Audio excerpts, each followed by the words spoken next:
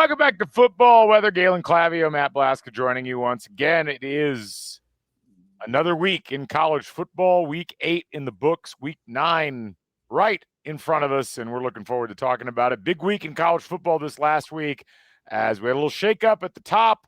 We had a little shakeup in the top 10. We got some emerging teams.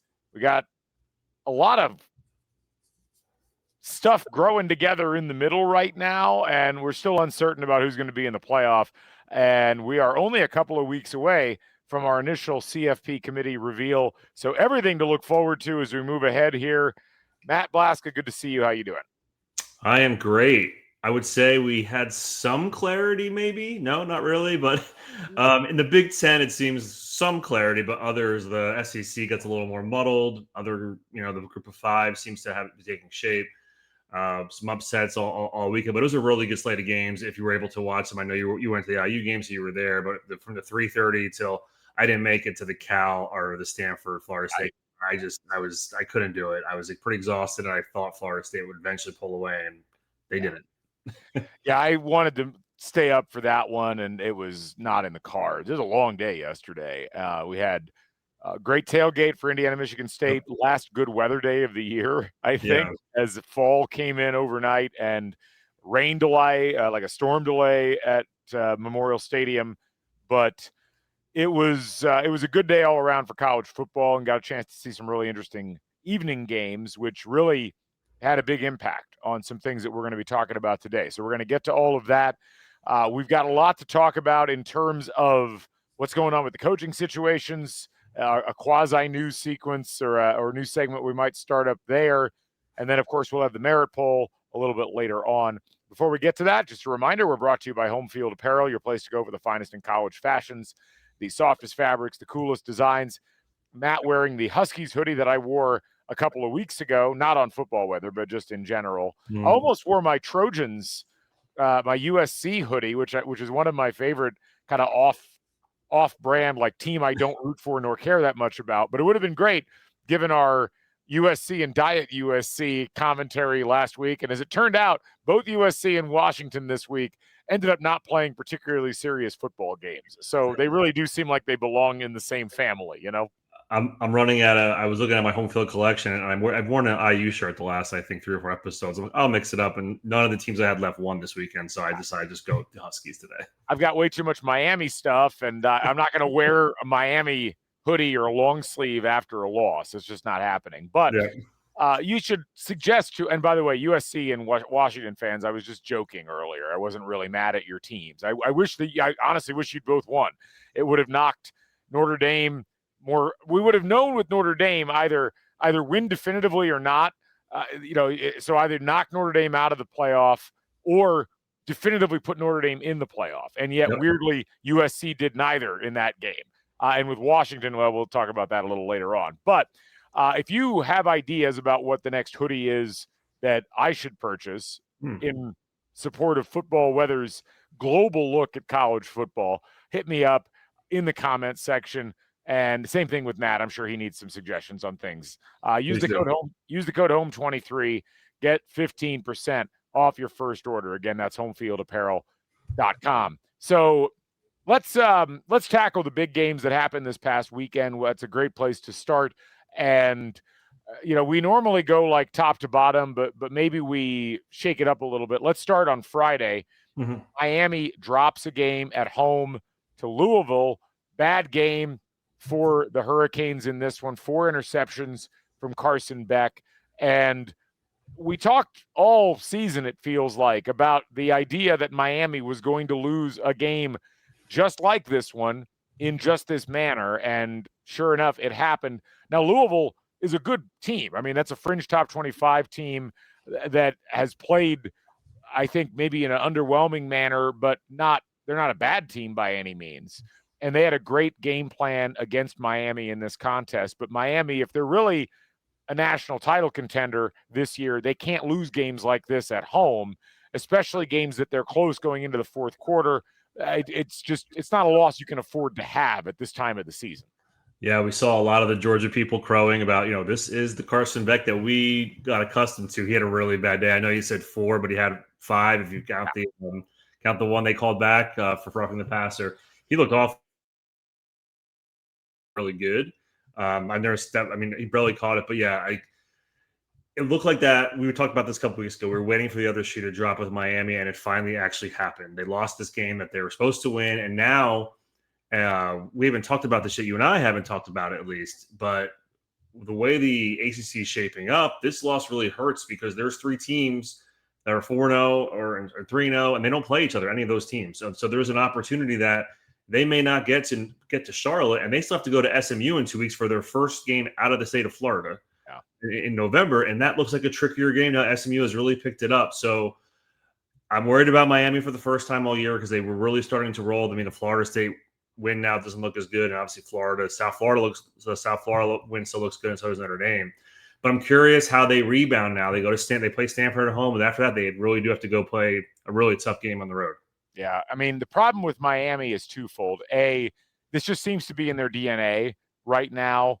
And it seems to be in the DNA of Mario Cristobal-led teams where you'll just have a game where if you're really a top 5 team, you figure out a way to win that game down the stretch.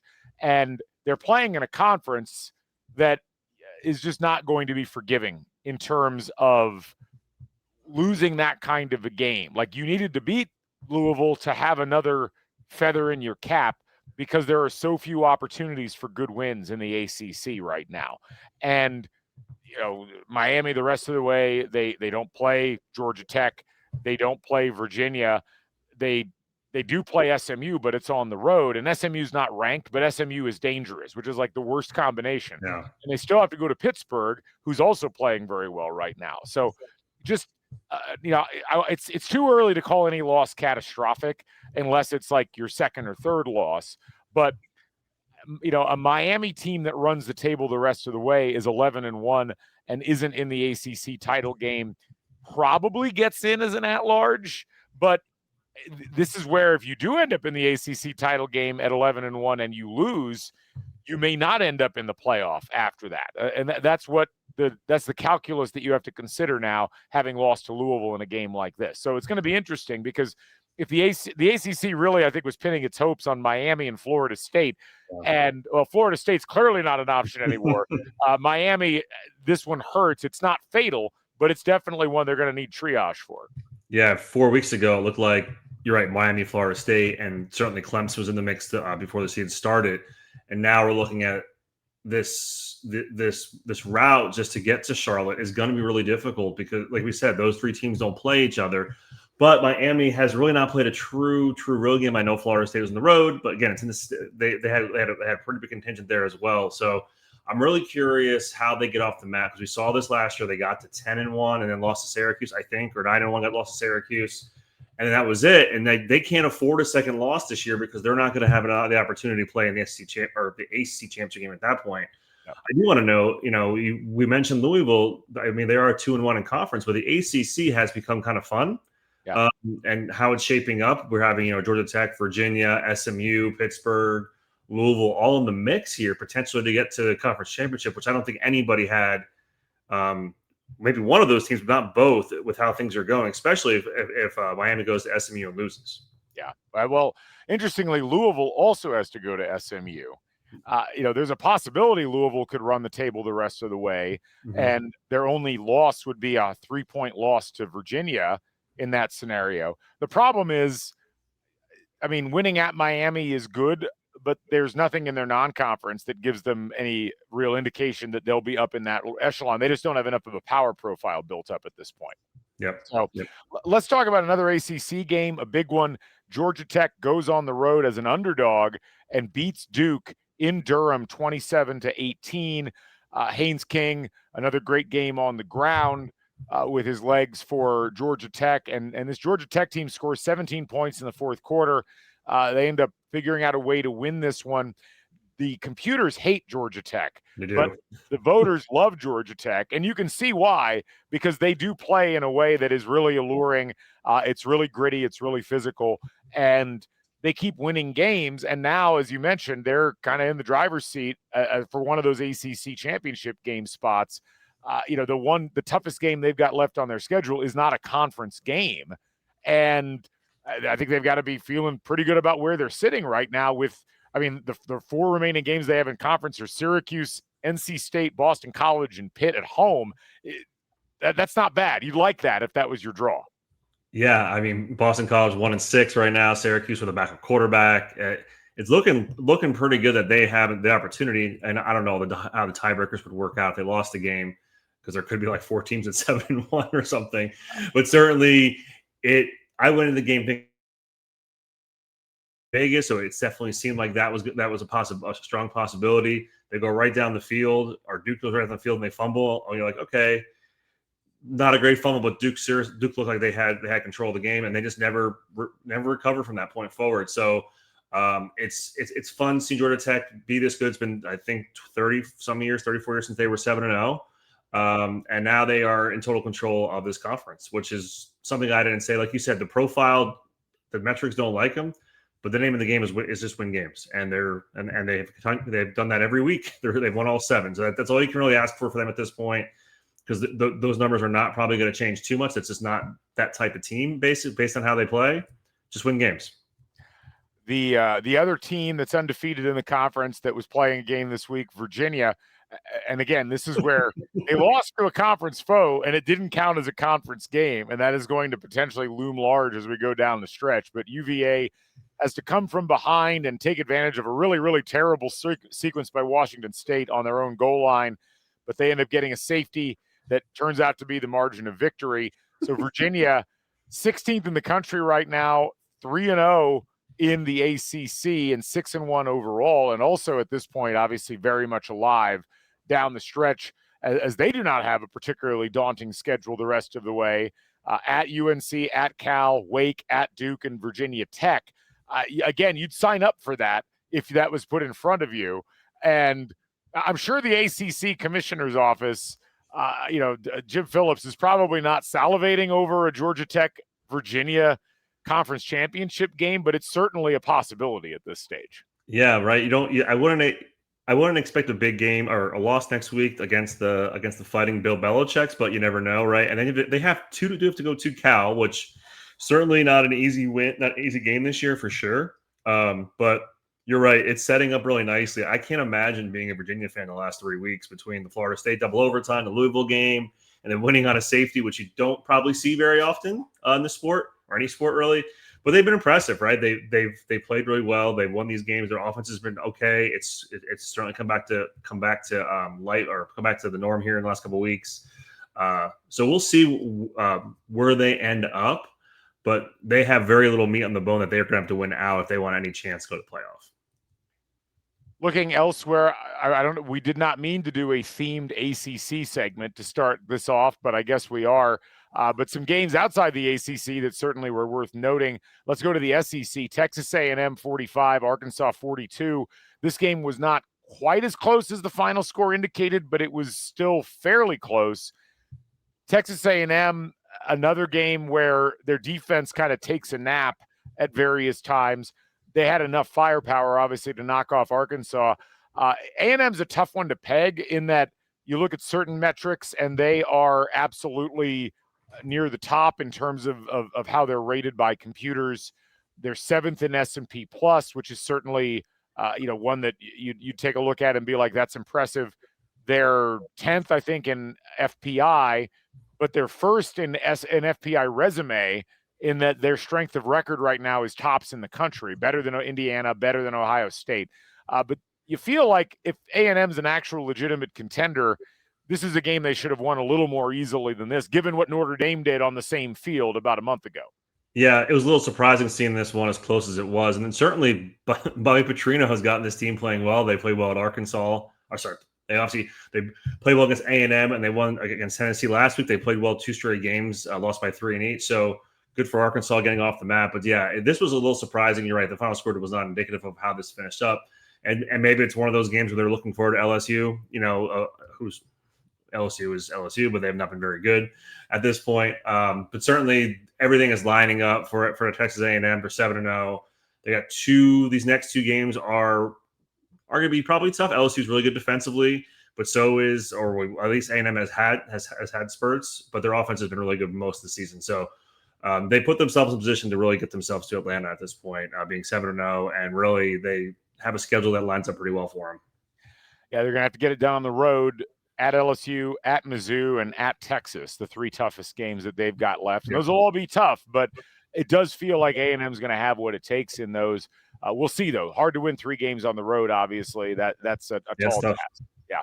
Speaking of not winning on the road, Georgia defeating Ole Miss 43-35. This was a game that it felt like Ole Miss was going to win going into the fourth quarter. They get outscored 17-0. It was, I guess, surprising that Georgia's offense was capable of this, although we did see them do something similar against Tennessee earlier this year. It does 2 things. It catapults Georgia right back into the national title discussion, and I think it does raise some question marks about Ole Miss. Not that there's any shame in losing at Georgia, certainly. I mean, Alabama even came close on that front, but Ole Miss is always going to have a little bit of a shadow over them until they win games like this more regularly. They do get to go to Oklahoma next week. So, again, not a catastrophic loss by any means, but still one of those where it's all about pecking order. Does this move them a little too far back in the pecking order, given that they don't have really a signature win to speak of, especially on the LSU front, since LSU continues to kind of go backwards? Yeah. And to your first point, Georgia, we haven't seen an offensive like this performance for them probably in, a couple of years. They had 510 yards of offense. Stockton looked pretty good, but took them a while to get going. They could not stop Ole Miss. Ole Miss looked like they had this game pretty early on. They were just trading punches. No one was punting, which for an SEC game for Georgia, it's something you rarely see. I was impressed with Ole Miss. I know they did not win this game. The last time they were there, they lost by 40. So certainly that's 2 years ago, but certainly I'm sure this was in Lane Kiffin's mind of how to play this game. And Lane Kiffin's had this team ready for this game, as he even said during his Washington State press conference last week. Yeah, we're worried about Georgia. We'll practice with Washington State when we get a chance. Like, he was thinking about this game for almost 2 weeks, and it showed. They had a lead late in the third quarter, but they just couldn't put it away. So you're right. And when we get to our merit poll, there's a lot of glut in the SEC that's going to be really stuck in the same spot, and there's going to be some parsing out of how it's going to look. But Ole Miss now puts themselves down a peg. They have some opportunities to maybe get above those teams, but now they really have to kind of work to figure out how they're going to get there. Yeah. Alabama 37, Tennessee 20. It feels like Alabama has put themselves in a position where they and Texas A&M look like the 2 most consistent high-level teams in the SEC. Not a surprise that they win this game. Tennessee shot themselves in the foot a bunch in this game, but that's kind of been Tennessee's DNA this year, and it feels like, speaking of tiers, you can now rank Tennessee below all of the other SEC teams that are clustered up there in the top 10, top 15 range. Yeah, Tennessee's probably done it. When they threw that pick to Xavier Brown going 99 yards the other way, 14-point swing, goes from 16-14 to 23-7. That was it.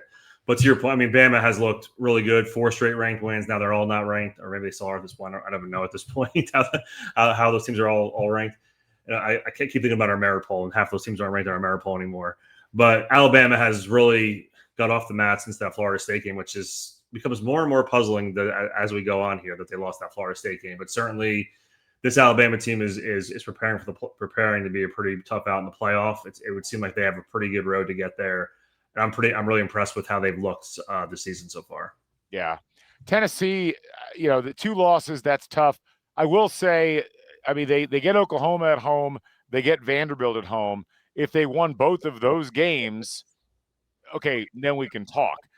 But it is interesting because much like Ole Miss, whose only win right now of note is at home against LSU, we're seeing a lot of teams winning at home, not winning on the road. It does feel like the teams that have been able to pick up wins on the road against ranked teams in the SEC. That means not you, Mizzou. That feels like the separation point with a lot of these teams, and that's going to be a very interesting thing to keep an eye on as we move forward.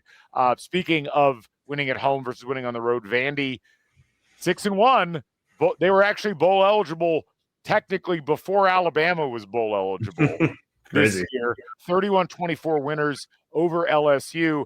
LSU kind of joins the Tennessee grouping. Vanderbilt still very much like up and at 'em when it comes to being alive for the SEC championship game. It seems unlikely, but they get the opportunities to prove themselves. They get Mizzou at home next week. Yeah, game day coming. I mean, this is the moment maybe for this Vanderbilt team. They've got every game the rest of the way is winnable. They're tough, but they're winnable, and I'm really fascinated to see if they can pull it off at this point. I know we both walked away from the Alabama game saying Alabama was definitely better, but Vanderbilt put up a really good fight, and we'll see how they go the rest of the year. And then they look better against LSU all day. I mean, they just look like the better team from start to finish, and it's really cool to see Pavier.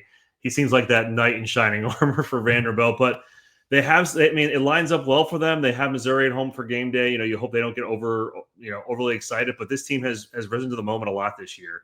To get Vanderbilt to 6-1, potentially 7-1 before November. Then they go to Texas, who I don't know if we're going to talk about Texas today. We can. We'll mention them.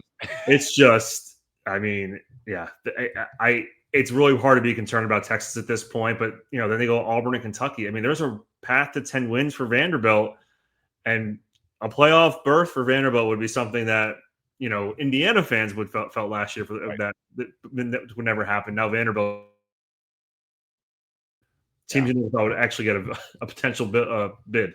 I mean, what I like about Vanderbilt is outside of the Alabama game, they've scored at least 31 points in every game so far this season. And I think the Mizzou game is going to be a shootout. They certainly have the offensive firepower that they can score on Texas, and I'm not sure if Texas can reciprocate. And then we've seen them beat Tennessee before. I mean, that'd be a fascinating game to watch. And then Auburn and Kentucky, who both kind of just seem to be taking on water at this point more than anything else at the end. You mentioned Texas, late game, and you had your shovel out, Matt. We were texting back and forth. You were ready to bury Texas for good. Oh.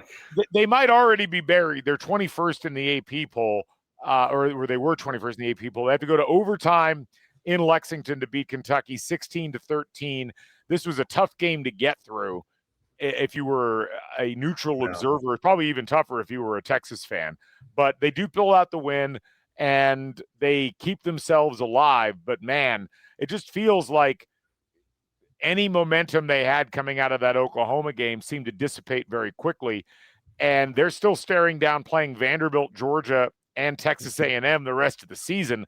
It just doesn't feel like a team that's going to be capable of winning all three of those games, and that's what they have to do at this point if they want to have a legitimate playoff chance. I mean, unless they sneak into the SEC title game, but that seems very unlikely. 179 yards of offense. Yeah. I mean, that was the Mark Stoops games of all Mark Stoops games. They had 2-1 possession. They dominated the game and somehow lost. Numbers wise, you have no idea if you watched it. It just seemed like a really poorly played football game by both teams. But Kentucky had the ball it did feel like the entire game. Yeah, I can't figure out Texas. I have no idea what happened this year. It's similar. It's not Penn State territory. It's not Clemson territory. But certainly this schedule that they finish up with is going to be very difficult. 3 top 10 teams, 1 on the road at Georgia. So, I mean, any one of those 3 is a loss. It's probably going to knock them out because there's going to be too many teams that are going to be in that 10-2, 6-2, or 7-1 in a conference. It's going to be a really tough place to win. And none of those teams will have a loss to Florida on their resume. Right. And Florida's 3-4 now? Right, 3-4. So, yeah, if they win out, they deserve it. 100%. They deserve it. But I don't see them going better than 3-2 unless something completely changes here at Mississippi State this week. Yeah, we joke about them, but they do feel like they're very, very firmly on the outside looking in. And I'm with you. I don't know what exactly happened, but I'm sure there'll be some postmortems that we will enjoy digging into. Mostly just we're keeping up with the Joneses in the Big Ten. Ohio State 34, Wisconsin nothing. No surprise. The only surprise was that it's Sunday night and Luke Fickell still employed by Wisconsin, and it sounds like they're not going to make a change anytime soon. I'm not a big advocate of in-season firings for coaches. I don't particularly care. But Ohio State looked dominant, but not like overwhelming. It was almost as if they did just enough to have a very secure victory in this one. And I don't blame them, given Wisconsin wasn't showing any real fight in this game. I mean, they haven't had fight in a couple of weeks, right? We we talked about the recite the drive via text, right? So and this doesn't include the last half of the Ohio State game, which I believe were all punts or turnovers. So Scott, this is for you. For the last 3 games: punt, interception, punt, end of game, punt, downs, punt, downs, fumble, punt, interception, punt, field goal, punt, interception, punt. And then I'll add the possessions they had in the second half of the Ohio State game: punt, downs. That was it. They only had 3 in the second half. And man, it is. Their quarterbacks combined for 7 for 15 for 49 yards passing and an interception. That's hard to do. Yeah, that is really hard to do in a college football game with Big Ten level talent. I saw a tweet that said Iowa would have won 4 of these games and they would play 3. Yeah. Indiana, workmanlike. They take care of Michigan State 38-13. It was a game that the internet really wanted to react when Michigan State took a 10-7 lead, and then Indiana outscored them by the score of 31-3 the rest of the way. Just a dominant performance. Fernando Mendoza, 332 yards and 4 touchdowns, just clinical. I think if you shave out the garbage time stuff at the end, Indiana scored like 35 points on 40 plays or something like that, something ridiculous. I mean, they look like a machine right now. It was impressive coming off of the Oregon win. Not that you expected a slow start, but Michigan State seemed to have a plan to milk clock and keep the ball as long as they could, which is a good strategy against this IU offense. And then once IU got going, or Mendoza was great.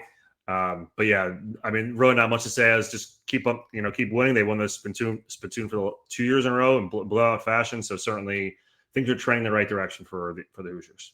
Oregon with a get-well game in Piscataway, 56-10 over Rutgers. I mean, Oregon looked mad. They looked like they wanted to reassert themselves. They did statistically. They actually moved back up to second in FPI with that performance. It was a really good performance. Rutgers has had a surprisingly bad season. I mean, we talked about them maybe being on the borderline of getting to a bowl. They could still technically do it. They're 3-4 through 7 games, but they did not look like they belonged on the same field as Oregon in this one. Yeah, I mean, not surprised. The spread was only 17, I think, because maybe the cross country trip. But yeah, Oregon looked like we lost really poor. We played really poorly against, IU. IU took it to us. We're going to take it to Rutgers any way we can. I think it was 42-0 in the first half, right? So yeah, that was a beatdown. 750 yards of offense. They looked like they're ready to go for the rest of the season. Only a couple more here. We'll stay quasi in the Big Ten. We mentioned this one earlier. Notre Dame 34, USC 24. It wasn't as overwhelming a victory as I think it could have been for Notre Dame.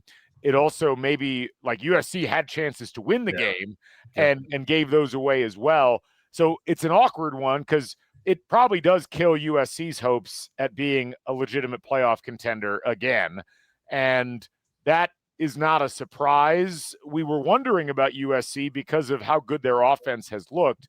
And if they had the schedules that any of those ACC teams had the rest of the way, I'd be like, well, I think they'll be all right. But they still have to go to Oregon. And they still have to play Iowa. And those are 2 teams that are going to be difficult for them to deal with. And that doesn't even mention having to go to Nebraska next week, who's a team that I could see giving them a bit of a fight despite the loss to Minnesota that Nebraska had this last week. So I think you can lay USC to rest as a contender. Whereas for Notre Dame, I think they're fine now. I think they've demonstrated this is a good win for them. It's the best win that they've logged so far this year. They needed a win against at least a borderline top 25 team.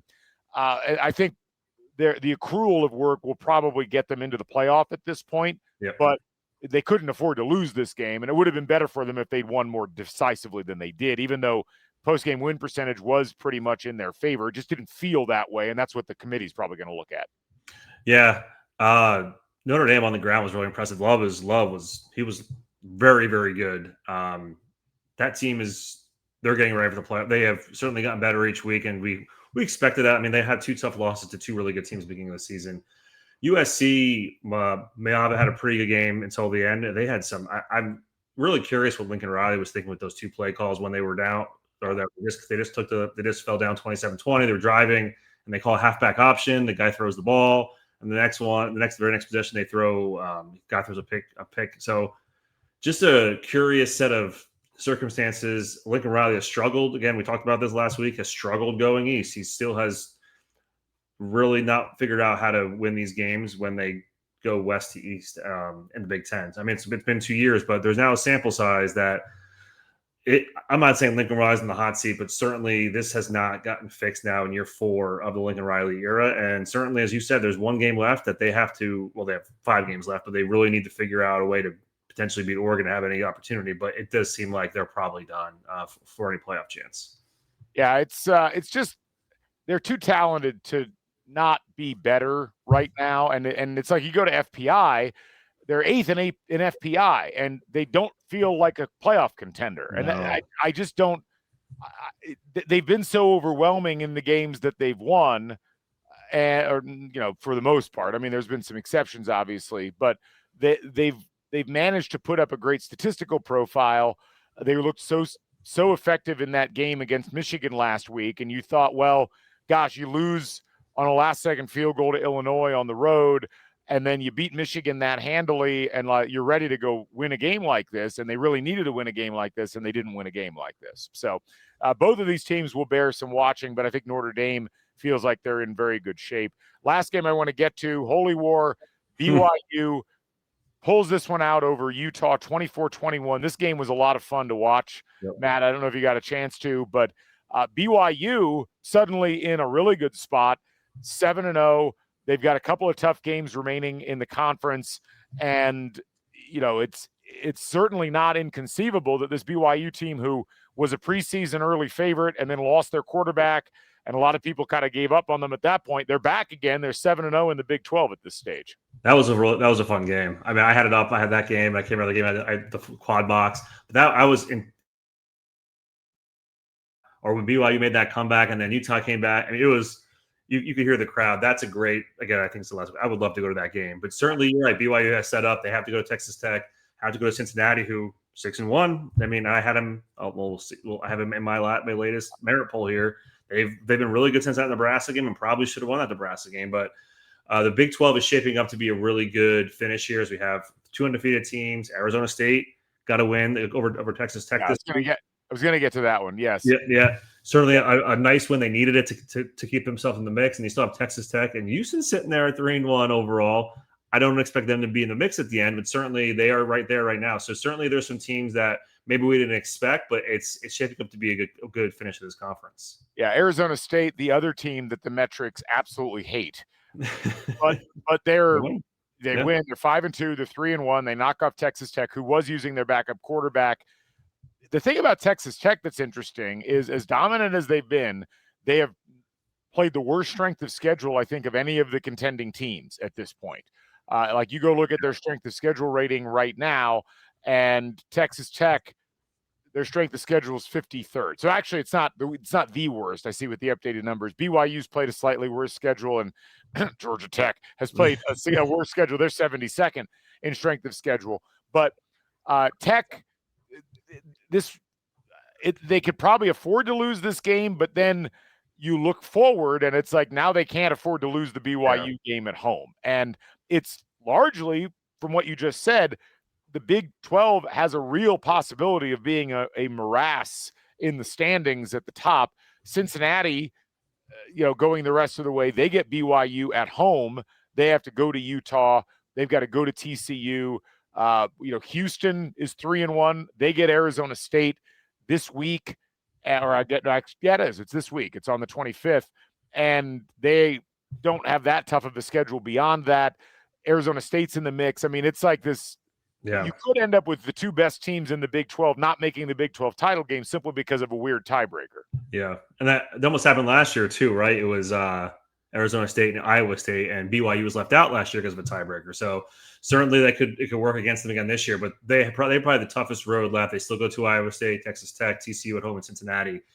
4 really tough games and 3 on the road. So something to look out for BYU. Where who is it?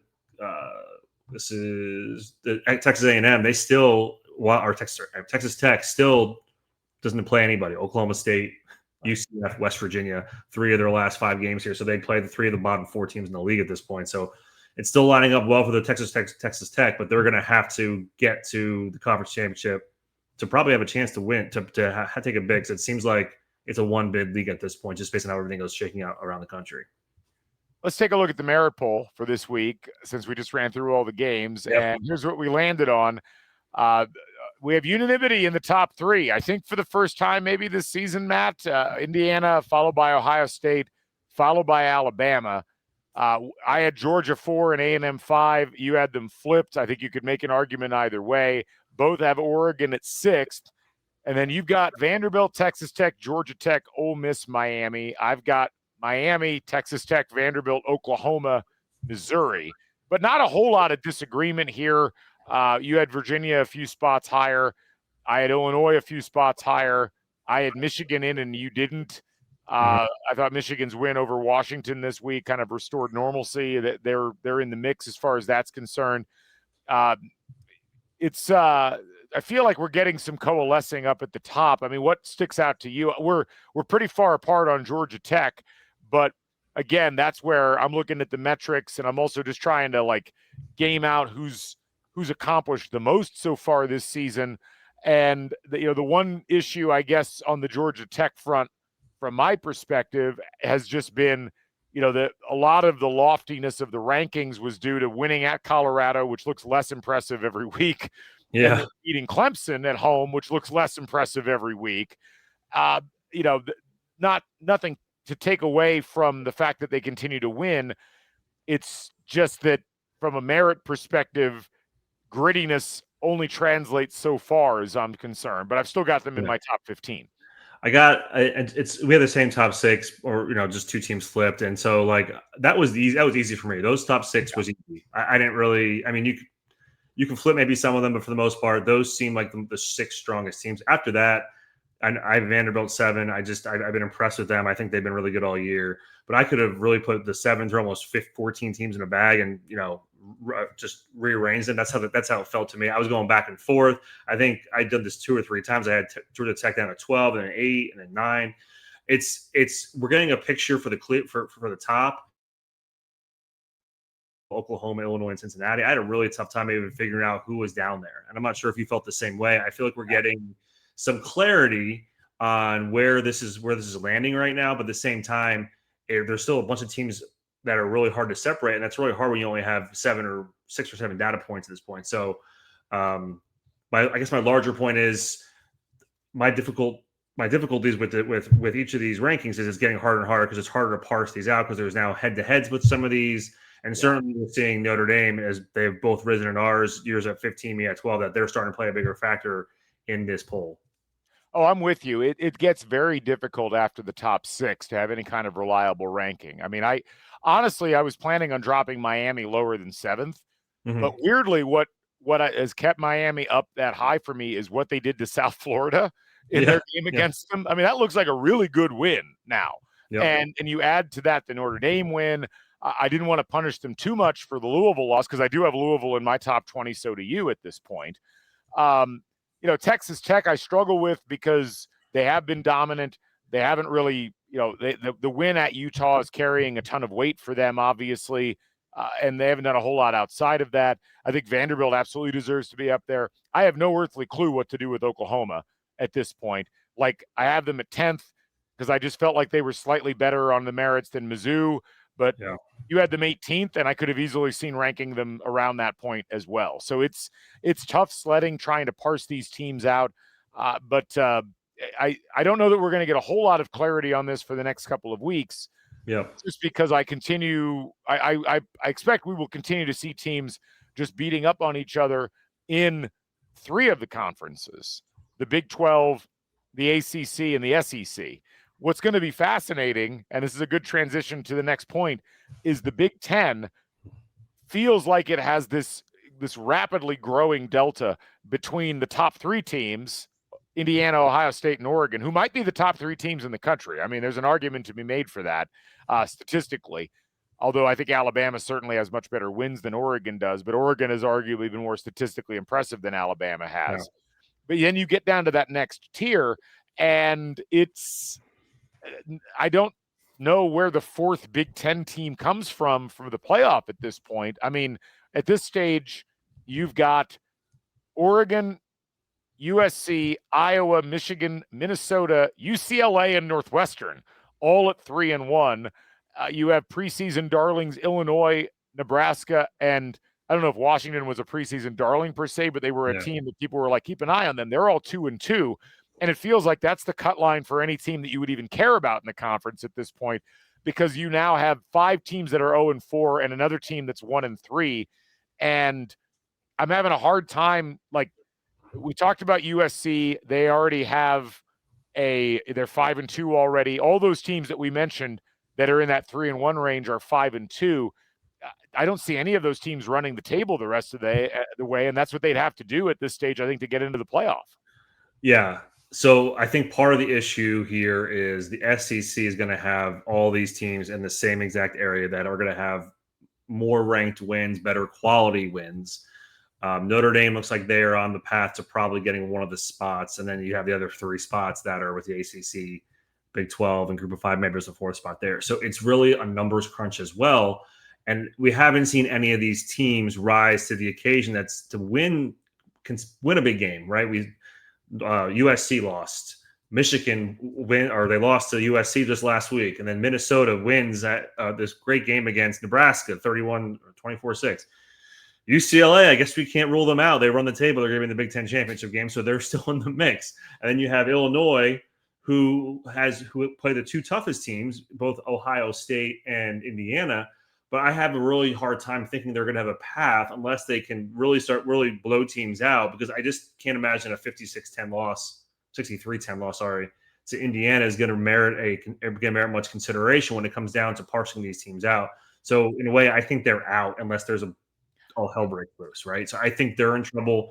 Nebraska, we haven't seen sustained success, and then Washington losing this game to Michigan, it seemed like the writing was on the wall for what Washington has been all year, and we haven't seen them get over that next hump. So until we see one of these teams maybe get to win 3 in a row to get to 8-2, I think it's going to be a 3-bid league at this point. Yeah, I mean, the Illinois would have to go the Indiana route where they are just so overwhelming the rest of the way, but they've already kind of blown that because Indiana did not lose a game last year 63-10. Like, they would have not even been considered for the college football playoff if they had a loss like that on their resume. I mean, losing to number 1 and number 2, no shame in that. Losing by 53 to anybody, shame in that. It is an interesting thought experiment if they go and have an impressive win at Washington. The rest of their games are not hard. They got Rutgers, Maryland, at Wisconsin, and then they got the game against Northwestern, and Northwestern's probably a quality win at this point.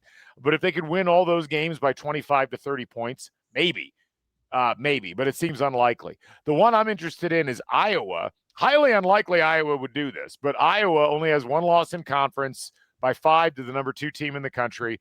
They have 1 out-of-conference loss on the road by 3. They have Minnesota at home. They have Oregon at home. They're at USC. They have Michigan State at home, and they're at Nebraska. In the incredibly unlikely event that they ran the table in those games, I could see an argument. That's the path. Yeah. That's the team. But you're right. I can't. I just can't see them winning all 5 of those games. But certainly that's the one route where you just rattled off Illinois' schedule. Even if they got to 10-2. You're going to have to blow out Rutgers. You're going to have to blow out the other bottom tiers. It's really difficult. That loss really put them in a bad spot. And I think Illinois is actually pretty good. I just can't see it. It's going to be really difficult. And again, we just haven't seen Illinois play to quite that level, much like USC, who, again, yes, could they hypothetically run the table the rest of the way, finish 8-1 in conference? Yes. Do they look like a team that's really got what it takes to go into Autzen and win? They don't. But it's there if they want to try doing it. And I guess that's where we keep an eye on things and see how they play out. I guess Michigan maybe has a route. They go to Michigan State, Purdue, Northwestern, and Maryland. And they do have Ohio State at home at the end of the year. That would be the one team. But the problem with them is more of a metrics issue in that they have to win the rest of the way, no question. And that would include a win against Ohio State at home, and that would put them in the conversation. But then they lost by 11 at Oklahoma, a team they're going to be going head-to-head against likely for a playoff bid and as an at-large. And they also lost to USC on the road by, 18 points. 18. That's not a loss that screams playoff quality. And I mean, it's we'll see. But that's kind of how I see all that shaping up. But yeah, 3-bid Big Ten kind of looks like the ticket at this point. And no shame in that, but not what the Big Ten was planning as they were coming in. I don't think anybody would have expected the conference to have been this top-heavy. Right. Well, and I think we talked about the middle being a little better this year. And it may be, but it's really these three teams are really just running the conference. And it seems like there's a pretty big step that we thought would be a little bit narrower this year. It just didn't work out. And I think part of the issue is Penn State. I mean, that certainly is really that hurt that grouping, even hurt the top echelon, because that win doesn't really mean anything to anybody at this point, including Oregon, right? So I will say this. I just thought about this with Michigan. If they do happen to run the table, they may be in Indianapolis, so that would give them – I forgot they would win that tiebreaker of Ohio State, right? So I guess that would put them potentially in there. Yeah. Hey, the Penn State thing is interesting because they did play really well at Iowa. I mean, the thing is they've lost 4 in a row, but they've lost those 4 games by 6, 5, 1, and 1 points. Yeah. They're not getting blown out. Yeah. They're not getting blown out. They're still playing hard. I still think that's going to be, probably not that tough of a game for Ohio State. It'll be a tougher game for Indiana because Indiana has to go there. But I don't think Penn State's season is over by any stretch of the imagination in terms of like being a spoiler. But as you said, right now, their best win of the season is still Nevada, I guess. Yeah. But it's weird that they've got 4 losses and they've come by a combined 13 points. It's just what a strange season in the annals of Penn State football history. Anyway, before we get to our preview for week 9, it's time to debut a new segment, which we're tentatively calling How's Your Buyout? As we look at coaching carousel issues and what to expect as we move forward. We saw some movement today. Billy Napier finally out at Florida. Not a surprise here, but this is a Florida job that people think is a great job. I'm curious to see who actually ends up jumping at this, in as much as this is not a program that's been particularly great since Urban Meyer left. And I just, given all the places that you can win right now, Indiana, Vanderbilt, Georgia Tech, Texas Tech, Ole Miss, what's the allure of going into a place with a ton of expectations and resources that have not resulted in wins up to this point in the NIL era? So just for the people that maybe aren't following, it's a $21 million buyout, half up front within 30 days, and then the rest paid out over the rest of the contract. Yeah, no mitigation. No mitigation. Yeah. So he'll get a job somewhere. He was really successful at the Group of 5 level. I thought about this job. It has 2 national championship coaches, Urban Meyer and Steve Spurrier. Outside of that, has consistently won. The last 3 coaches, Napier, Mullen, McElwain, and Muschamp, not very good. They've lasted no more than 4 years. The weird thing is McElwain was 22-12, Mullen was 34-15, and then Napier just fell off a cliff. So they have won, just not as well as I think Florida thinks they are. Right. But right now, in the SEC job hierarchy, I would put it in the lower third at this point, just based on what's going on with Oklahoma and Texas joining. It doesn't seem like the job there's no president still. Strickland's probably on the hot seat. It's an interesting job. It's probably behind Penn State, right, for ones that are open. And I'm curious what the pool is. People keep pointing to Kiffin, but I'm curious if Kiffin sees this as a lateral move or a move that it would make sense for him. Yeah, I think you're right. Penn State is a higher job in the hierarchy than Florida, just because of where it sits in the pecking order of Big Ten teams overall. Yeah. I'm like, and this is where I do ask myself, the problem with Florida to some degree is you're not just automatically going to pull the best recruits at this point and be able to live off of them. And, much as you think about what made the Miami dynasty in the 80s and 90s was their dominion over South Florida talent. And what largely ended that was everybody else started recruiting the same area. And that we've seen Nebraska's had that problem with the Midwest. You look at the rise of Wisconsin and Iowa, kind of coincides directly with when Nebraska started to recede as a national power because they couldn't rely on that recruiting base. With Florida, it's less about the local recruiting as it is about what you're doing in the portal and the idea that you don't have an automatic lock on high level talent. Florida State's kind of in a similar category and in a similar geographical area. And it's just the playing field's been leveled, and it feels like neither of those programs and their coaches have done a great job of adapting to this new reality. And I'm not exactly certain what's the turning point there. Obviously, as we've seen, if you go hire the right coach with the right resources, you can go out and win. There's nothing that says a team like Florida or a program like Florida can't do that. But I do wonder with some of these programs, are they run by people who have not woken up to that reality? And so they go hire someone who may not be particularly well suited to pull those types of players in and manage the situation as it currently exists. Oftentimes it's the programs that have the most to lose, like Indiana, for instance, or like Ole Miss, who go out and hire the slightly out of the box coach who becomes perfect for the era, while the more traditional programs go the coordinator route and that ends up not working. And that's going to be, I think, a fascinating thing to watch. Well, and I think you hit on the Indiana point, and no, we're not going to be labeled, with Indiana. It's certainly, we're here, we understand it, but it certainly, I think, has changed the mindset for a lot of these universities because it just happens so fast. Kurt's been here for 19 games now, right? And they're 18 and 2. 18 and 2 in the first 2 seasons here at Indiana, which obviously is great. But now everyone's like, well, why can't we turn this around quicker?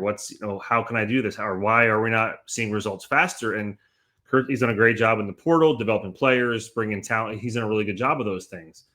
And that's, I think, affecting what other schools are thinking. And I also am curious, and I'm curious what you think about this now. Now we see another big time firing this week. We're going to see another one probably here soon. Florida State's got to open, Auburn, Wisconsin. I wonder if some of these schools are looking now at how deep this pool is going to be for this hiring cycle and saying, is it really worth it to fire us when we might get the 8th, 9th, 10th, 11th best coach? And is that going to be good enough to go forward when maybe we can spend that money on NIL, have a quick fix, and compete next year? Yeah. Or be better. And I'm curious because the further we go, we're going to have 20 to 25 openings, and Franklin's going to get one of those. I'm sure Napier is, and those guys are probably better than what's available out there because we haven't really heard names, and that's going to excite the fan base. Like, who's going to Florida if Kiffin doesn't? Yeah, I mean, right? Is it the Georgia DC? Right. Is it? I mean, people have talked about. Name escaping me. South Florida head coach, help me out here. Alex Golesh. Alex Golesh. I mean, is he the high? I mean, do you roll the dice on a G5 or G6 coach? I guess it is, given that Billy Napier was a G6 coach that they rolled the dice on, and it's a really fraught time for if you're Florida, if you're Penn State. I mean, the bloom coming off not that there was much of a Rose, not that there was not much of a Matt Rule Rose. What little there was got harshed quite a bit by Nebraska losing to Minnesota as decisively as they did. And now, we've seen there were rumors that it might be the end of Mike Norvell. It was the end of Coach Norvell this week, but it was the other Norvell at Colorado State that got fired. But Mike Norvell, it's $100 million all in if they're going to fire him and fire all of his assistants and then go find somebody else. And it's like, as you said, could we rather use that money on making the team better? And then you can always change coaches later. But the problem, I think, is ultimately, and this is where it's not just like, I think what's broken the brains of a lot of college athletic departments is they look at Cignetti at Indiana. They look at what's going on at Vanderbilt with Clark Lee. They look at a couple of other situations like this, and their initial response is, well, why can't we do that? Because we've got more resources. And I think both of those coaches, and I think Kiffin fits into this category as well. And I think you could throw a couple of other coaches into this mix that fit this. Yeah. Kenny Dillingham, I think at Arizona State. These are excellent coaches who are winning with lesser talent, because they're doing a superior job of execution, of drilling their guys, of developing players, and of being incredibly smart at getting undervalued assets in the transfer portal. That the thing that a lot of these programs are used to doing is just throwing money at situations. And this is where, almost everybody, I think, realized that when Indiana was ready to throw all of this money at Curt Cignetti this week, Indiana realized that they had stumbled onto a diamond mine in terms of a guy who knew how to coach football, period, and now has a lot of the barriers to success taken away by the fact that he can go out and get the players to backfill the lack of recruiting until he gets the recruiting going. And I don't know that Florida is going to hire a coach that has that mentality. I don't know that Penn State will either. It's a very dangerous time. Your fans are demanding immediate success. Your boosters are certainly demanding immediate success, and it drives them nuts that lesser schools in their eyes are having that success. But that doesn't mean you can just order the success up, and that's what those programs are used to doing. Right. Well, they're used to bulldozing the Indianas, the Vanderbilts. We're going to go get those guys because we are Penn State or we're Florida, and we're just going to take your guy because it's now our turn to have those successes you just had. And that just doesn't work anymore. Probably 7 or 8 years ago, maybe Curt Cignetti, he probably potentially leaves, maybe, right? I don't know. Remember when Tom Allen had the one good season and everybody was worried he was going to go to Florida State when Mike Norvell went? Yeah, that was always how it went. You're like, I remember Scott and I on Crimson Cast used to joke. People would be like, well, we don't want to hire that coach. If he has success, he'll be gone in a couple of years. And at the time, we were like, that would be great. That would mean we had success for a couple of years. And you go out and hire another guy. Right. But it's a different world now. Right. And the people are what the people can do individually. I almost feel like as much has been talked about it being like Nicole Auerbach, what she noted that like what Vanderbilt, Georgia Tech, Indiana, Texas Tech are all in the top 10. Like we're all lucky to be alive in this era. That's true. I think it's great. This is exactly what I love. Yeah. It's what I'd always wished we'd had in college football. But it's also maybe the best time to be a great coach that's not at a top program, because you can show what you can do without having to be at a top program. And I mean, even the playoff last year, I'll note, it was not automatic that the most talented teams won the games. The fact that Notre Dame beat Georgia, I think Georgia was a more talented team if you take the recruiting numbers and everything, but Notre Dame was a better team. And I'm not saying that Freeman was a better coach than Kirby Smart, but that format made it possible for him to demonstrate that in a way that you would have not been able to before. Yeah. And so we're seeing all these, we've mentioned all these different factors, and now we're also looking at these buyouts, right? We talk, and certainly the Jimbo Fisher one was huge, but they said we had to do it. Mike Elko comes in, they're 7-0 this year, number 3 in the country. Indiana did it. They bought out Tom Allen. They brought in Curt Cignetti. They're number 2 in the country. Penn State's good. Penn State's going to do it. Did it. Florida State's going to do it. So I think all these bigger schools, and so my point is, I think here, there's a lot of points I think that we'll keep talking about, is these schools that are traditional powers of college football, really like the top brass that we grew up with, that we know, it's changing, and they have not adapted well to the changing of that. They just can't pick things off. They're going to have to be a little bit different. And now, like, I know we're not talking about Penn State, but I'm just thinking about Penn State, right? They would have gotten Cignetti. Okay. And if that didn't work, we're going to get Matt Rule. But now he just lost to Minnesota. So now where do they go? It's like it's really an interesting time. I think they should hire Matt Patricia. Yeah, right. Yeah, but bring him back. Yeah, have him coach a college football team. See how that goes, right? But it's just really it's really cool that we're seeing this, like all these non-traditional powers taking over the sport in a way that probably they never thought would happen. And we're going to see more firings. That I'm curious how far some of these teams will go, because at some point you're just going to get the 10th, 11th best guy in this cycle. Maybe that is the Curt Cignetti, but maybe it's not. And then you're right back in the same spot 3 years from now. And hopefully you figured out we're not paying these buyouts. You're maybe front loading these contracts. Once that's a different conversation, but who knows? I think a lot of the calculus of what makes a good hire has to change. I think that the pundits graded the Cignetti hire for Indiana like a B+. I think we're looking at the wrong things to some degree when it comes to this, and it's not just the media; it's the ADs and the people that make decisions. some places have figured it out and have hit on gold. I don't even know necessarily that places really realize what they've hit on. But again, the brute force methodology you're talking about just doesn't seem to be that successful. And that's going to be fascinating to watch as we move forward. Anyway, speaking of moving forward, we're into our last segment here. We just hit the hour mark. We don't want to go too much longer, but let's talk about week 9 in college football. And, not a lot that noteworthy before Saturday. So, I mean, there'll be some games on. I'm mildly intrigued by Cal, Virginia Tech. I think that Cal could get bowl eligible if they win that game. So good for you, Cal. Keep it going is what I have to say on that front. But the big games across the country, big noon, Indiana hosting the hottest team in the Big Ten, UCLA. Indiana's a 24.5-point favorite in this game, which feels insanely high given how well UCLA's played. Now, they didn't look that great against Maryland, and they barely hung on against Penn State. I do think perhaps the wins are overblown a bit in terms of how good, but there's no question they've been so much better. It just makes you wonder what the hell was going on in Westwood prior to Skipper taking over that it was that bad. It's a great story, right? I mean, and so you always see this happen, like not always, but certainly you see a shot in the arm. They win a big game. They win 2 games, and then maybe the third and fourth game, it starts to peter out. And certainly Maryland, they had them at home. That was not a great game. I don't know how much you watched of that. It was 7-3 a long time in that game before people started scoring. Certainly, this is a big game for Indiana. You can't sleep on them. I mean, this is UCLA's Super Bowl. They have to win this game to not only have to bowl eligibility, but the Big Ten championship is still in their grasp if they happen to pull this off.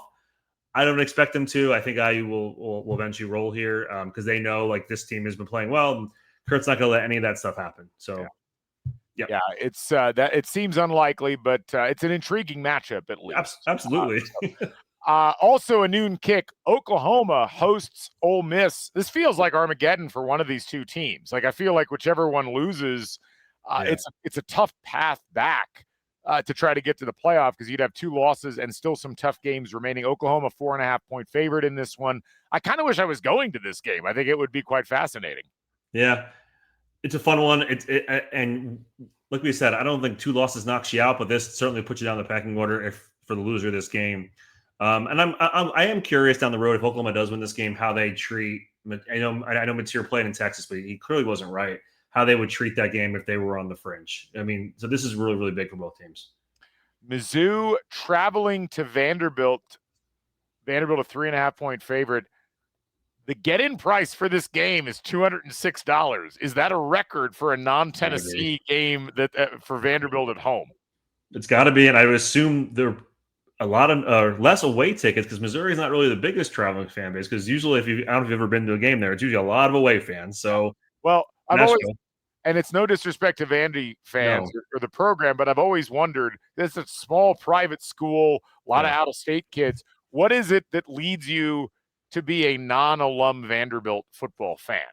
I've asked the same question about Indiana. Why would you be a non-alum IU football fan? Our programs have been very much connected by this over years. So, both of these teams are great stories, and both of them are a lot of fun to watch.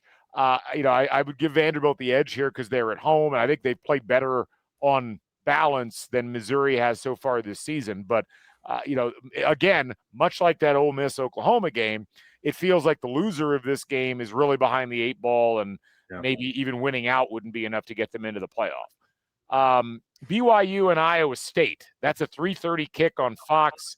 BYU having to come off a big emotional rivalry win.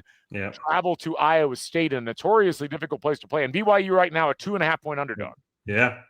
I mean, I think Iowa State's coming off a bye too, if I'm not mistaken. So certainly they've had 2 weeks to prepare for BYU. And I'm curious how that shakes out. You're right. Huge, but they have, like you said, the toughest path left. So this would be that first of those 5 games they have to win.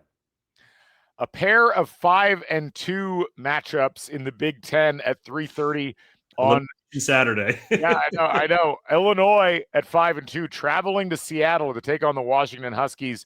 Washington a 5.5-point favorite in this one. And then on CBS at the same time, Iowa hosting the Minnesota Golden Gophers. A little bit of a difference. You can tell one of them's a rivalry game, $90 get-in price for Minnesota, Iowa. Washington, if we flew out there, it's $20 to get into the stadium. Again, not one I'm going to be making, but I'd be fascinated to watch because that's got to be a really good game. That could be a very high-scoring game between two teams that have shown something on offense so far this year. Well, you said very different. Look at the over-unders as well, 56.5 and 38.5. You're going to see two different sports being played in those two games. I'm curious how Illinois comes off the bye going to Washington, who, again, both teams need this to stay in the mix. Same thing with Minnesota and Iowa. Very curious how this shakes out. Yeah. Elsewhere in the country, one I've got my eye on slightly is Texas at Mississippi State. It's felt like Mississippi State's been just on the outside looking in a couple of times so far this season. They have the big win earlier this year at home against Arizona State. They were close in that Florida game and couldn't pull it out. And they played Tennessee pretty tough in their game at home as well. They have the firepower that they could do something if they can overwhelm this Texas defense. We'll see if they're able to actually do that.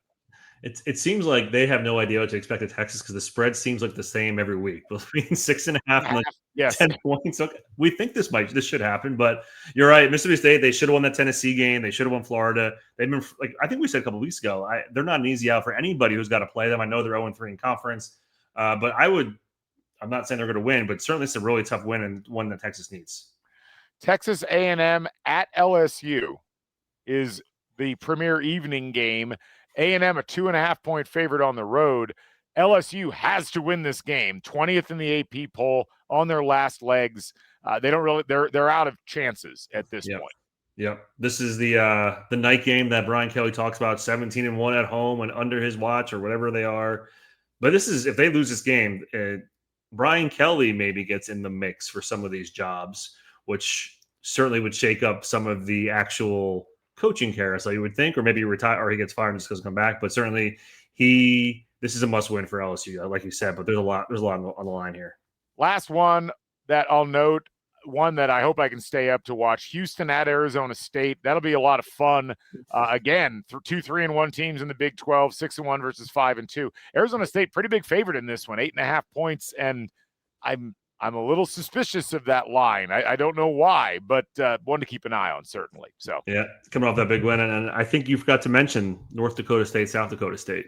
Oh, that is my bad. I apologize. The 1 versus 2 in the country. People are mad that GameDay did not go there for that game. That should be a good one. I think I might be on ESPN 2 as well. So nice. Well, keep an eye out. That's always good football.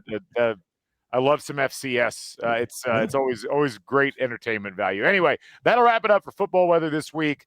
Matt, as always, a pleasure, and thanks to all of you folks for making football weather a part of your weekly college football listening experience. We'll be back next week as we do our last full week with no college football playoff committee projection or anything along those lines. We're going to start talking about that more as we head further into the season. So for Matt Blaszka, I am Galen Clavio saying thanks for joining us here on Football Weather.